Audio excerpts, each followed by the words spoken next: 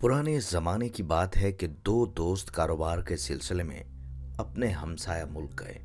शुरू में तो उन्हें कोई ख़ास काम न मिला और उन्होंने छोटे मोटे कामों से गुजारा किया। फिर उन्होंने कसाब का पेशा इख्तियार किया और गोश्त फ़रोख्त करने लगे। कुछ मुद्दत के बाद खासी रकम जमा हो गई तो उन्होंने वतन वापसी का फ़ैसला किया।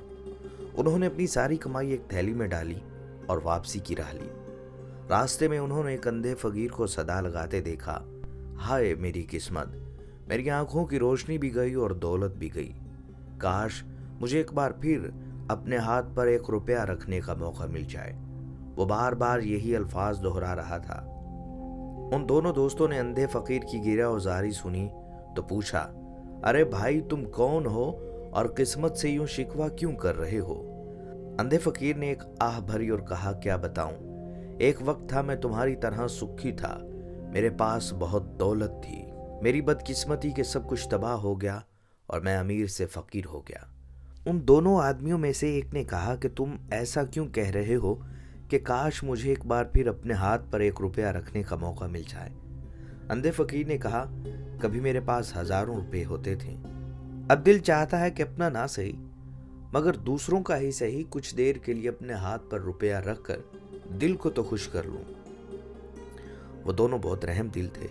उन्होंने आपस में मशवरा किया और अपनी थैली फकीर के हाथ में थमा दी और कहा, लो भाई तुम अपना दिल खुश कर लो। ये थैली देखते ही फकीर के तेवर बदल गए। अंधे फकीर ने उनका शुक्रिया अदा किया और थैली खोलकर सिक्के टटोलने लगा। थोड़ी देर बाद दोनों दोस्तों ने अपनी थैली फकीर से वापस मांगी। ये सुनते ही फकीर के तेवर बदल गए। उसने कहा, थैली? कौन सी थैली? किसकी थैली?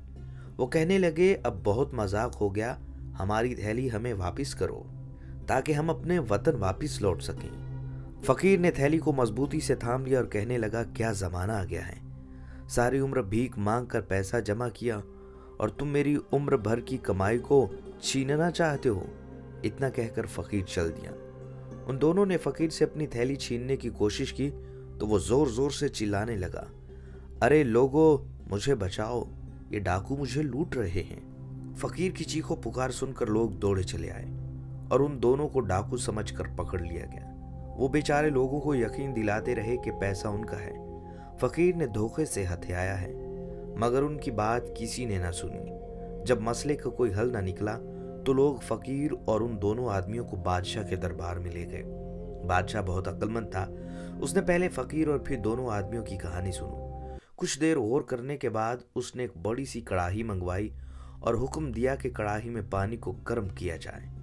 दोनों आदमी बादशाह का हुक्म सुनकर डर गए। उनका ख्याल था कि बादशाह उन्हें खोलते हुए पानी में डालकर मार देगा। मौत के ख्याल से वो लरस गए। बादशाह की सख्त गिरी और इंसाफ पसंदी बहुत मशहूर थी। कड़ाही में पानी उबलने लगा। बादशाह ने हुक्म दिया कि थैली खोलकर सारे सिक्के पानी में डाल दिए जाएं। बादशाह के हुक्म की तामील की गई और सारे सिक्के पानी में डाल दिए गए। बादशाह ने सबको कड़ाही से दूर हट जाने का हुक्म दिया और खुद कड़ाही के पास जाकर सतह को गौर से देखने लगा। थोड़ी देर बाद बादशाह वापिस अपने तख्त पर जा बैठा। उसने हुक्म दिया, कड़ाही का पानी गिरा दिया जाए और ये सिक्के दोनों के हवाले कर दिए जाएं। फकीर झूठा है और उसे कैद में डाल दिया जाए। बादशाह का फैसला सुनकर दोनों आदमियों के दिल में खुशी की लहर दौड़ उठी। शाही फैसले के मुताबिक उन्हें उनका रुपया मिल गया। दोनों बादशाह का शुक्रिया अदा करते रुखसत हुए। फकीर को कैद खाने में डाल दिया गया। दरबार में मौजूद हर शख्स हैरान था कि बादशाह को उन दोनों आदमियों की सच्चाई और फकीर के झूठ का कैसे पता चला। लोग ये बात जानने के लिए बेचैन थे। आखिरकार काजी ने हिम्मत करके पूछ ही लिया तो बादशाह ने कहा, हमने गर्म पानी की सतह पर गोश्त की चिकनाई देखकर अंदाजा लगाया कि दोनों ने रुपया गोश्त फरोख्त करके ही कमाया। बादशाह की बात सुनकर दरबार में मौजूद हर शख्स बादशाह की दानाई और इंसाफ पसंदी पर अशश कर उठा।